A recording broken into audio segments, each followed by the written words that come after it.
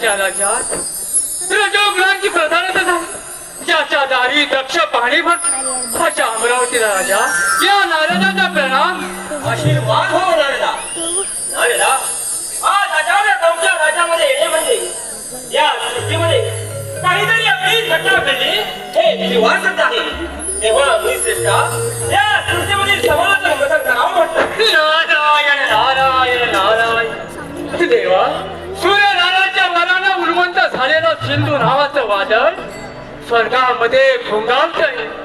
ते वादळ आपल्या अमरावतीत येत. ते वादळ थांबवा हेच सांगण्यासाठी या नारदीने इथे येण्याचे कष्ट घेतले. योग्य वेळीचा सिंधू दैत्याचा विनाश होईल. आपण विचासा सावलीवर या. बरं येतो.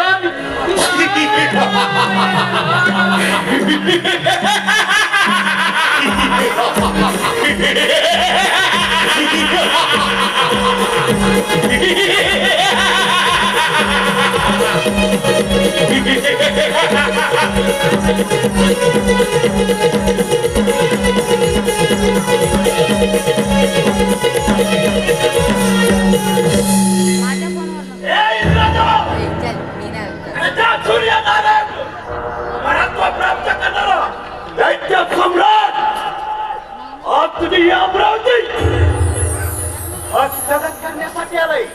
हे सिंधू, अगर मला नियती कधीच गेलं बोलत असेल आणि तुझा जेथे नाव खेळत असेल तर त्या सुद्धा मला नाही.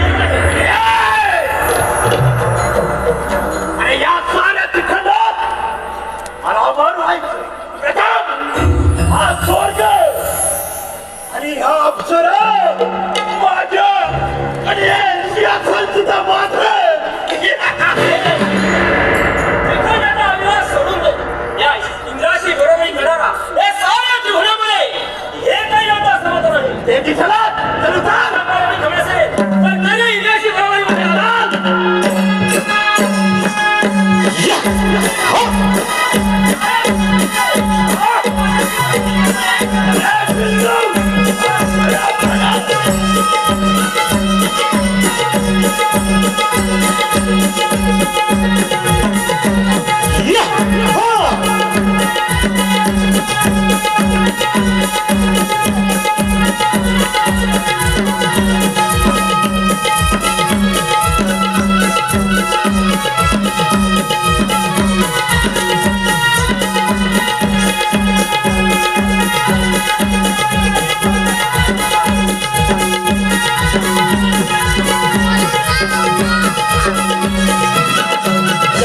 सूर्य देवानं वर दिला आणि सारं त्रैलोक्य जिंकण्याचा विडा उचलला.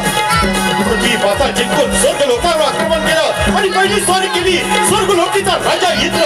याच्यावर इंद्राची अमरावती काबील केली तर नक्कीच आपण या त्रैलोक्याचा अधिपती बनवू. आणि यासाठी